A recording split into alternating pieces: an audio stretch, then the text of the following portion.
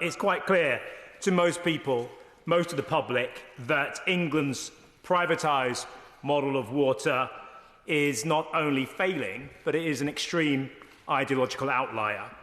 One of the worst in terms of costs and results. I see my the honourable member there chuntering away again in his position.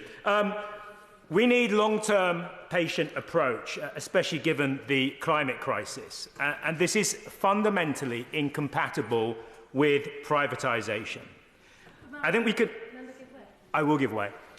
In Harpenden and Berkhamsted, while the CEO of Thames Water got £195,000 in bonuses, we saw over 100 days non-stop of sewage in our River Vere, Chalk Stream.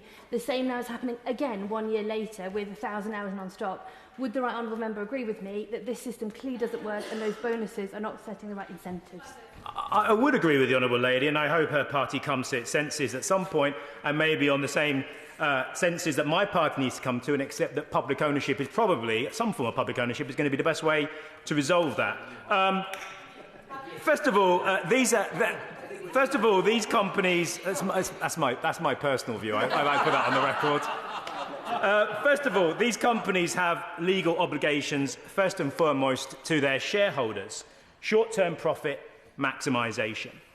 When water was privatised, quoting from Unison's recent report on this matter, to ensure the commercial success of companies, the government wrote off all the existing debts of the regional water authorities, that was £6.5 billion in total, and gave private companies £7.7 billion of public subsidies in tax relief on profits. Now, it's come to my attention that even some former chief executives of water companies fear for the future of the industry, because good investors, by and large, have exited. It's now the Macquaries, the vulture capitalists of this world, who dominate shareholding. But this issue goes far beyond regulation. Indeed, our own regulator, Ofwat, has been found wanting. Its own growth duty prioritises business as usual. In other areas, the government has quite rightly recognised and embraced the value of public ownership, such as in rail and in GB Energy. But unfortunately, when it comes to water companies, there seems to be an inconsistency across government policy. Many of us on this side ran on a manifesto commitment to reduce the cost of living. That commitment is one which I think every Labour MP here believes in. But the cost of corruption, of extraction by private water companies should, under no circumstances, as is currently configured in this bill, land on the heads of our constituents, should any of these companies go bust or be taken into special administration. Water is a monopoly industry. That means bill payers and taxpayers are the same. What message would it send to our constituents if they're asked, either via bills or via tax, to pay to make a payout for the mistakes and excesses of privatised water? I will give way. Well, to the honourable gentleman, and doubtless the behaviour of the privatised firms should be looked at closely. But the fundamentals of a state-run system for long-term assets like this is they were chronically underinvested. They could never win out in the political battle between schools, hospitals and long-term water infrastructure, and it was only the privatisation that allowed the record investment that's gone in since. That's something he ought to recognise in getting this balance right.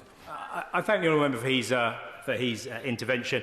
I do recognise that, and I, for 1 second, am not calling for nationalisation, which was the model he was talking about. There are a plethora of possibilities of public ownership, from mutualisation all the way through to giving regional authorities more scope, even working with the private sector, but ensuring that the public have a critical say over the future of water. There are multiple ways that public ownership and forms that it can take. So I'm not necessarily in favour of 1970s-style nationalisation, pretty much what they have in Scotland at the moment. But I will ask the front bench to consider new Clause 8 and to ensure that our constituents, the people we came into politics for, do not foot another single penny for the failures of privatised water. Investors, shareholders, creditors, they should be the ones that take the haircut. They should be the ones that foot the bill because of what they've done to our water. This should not be landing on our constituents' heads. This is a political choice, and I would urge my government to make it clear that we will always back the public, not private companies which have got us into this very mess. Thank you.